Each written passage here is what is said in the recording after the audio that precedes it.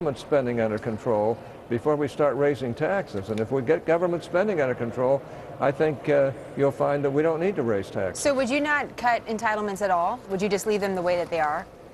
Well, I think there's no use kidding. We know that Social Security is $17.9 trillion in unfunded liability. That's not as bad as Medicare and Medicaid. Medicare is $38 trillion in unfunded liability. We know how to solve the Social Security problem for our kids without any change in Social Security for those 55 years of age or older. And if we don't make some modest changes, Social Security won't be there for our kids in the form that it is today. We also know that we've got to do more than that. We've got to modernize Medicaid and Medicare. Some of the best ways to do that is to use 50 state laboratories to be able to use their ideas to show how we can actually cut back on the costs of those programs. So, Senator, all of this would take some time to do. And you can give us a timeline, and I'll certainly allow you to answer that in just a moment.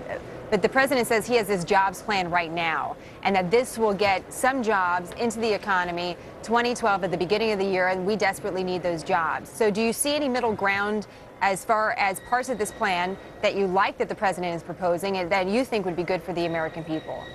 Well, let's just analyze. It's $450 billion, almost all of which is tax increases on the so-called wealthy. 800,000 small businesses would be hit rather hard. Tax increases on energy when we need energy in this country. Tax increases on a whole raft of other things.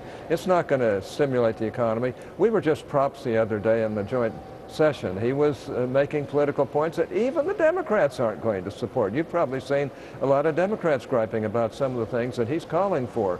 It's all politics, and frankly, I'd like to get away from politics and start sitting down and really doing some things that would help get our country in order. So you've been in, as I mentioned, a senator since 1976. How can you make that happen?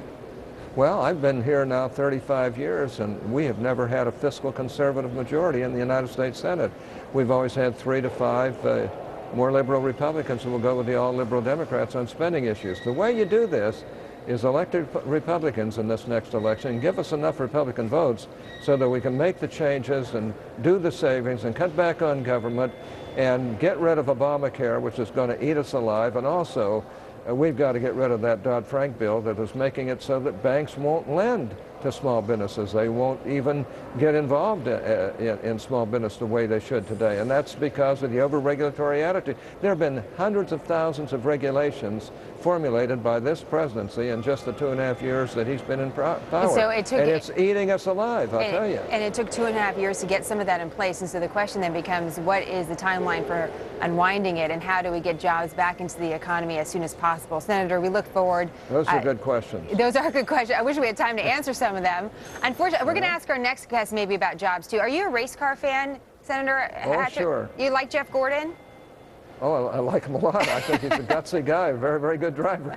He's our next guest, so maybe we'll ask him a little bit about jobs. And, you know, maybe if we could all just go to a NASCAR race and talk this out, we could figure out a solution for That's what they should do in country. That's great. Tell him I care for him a lot. I will. Senator Hatch, nice to have you. Thank you, sir. Nice.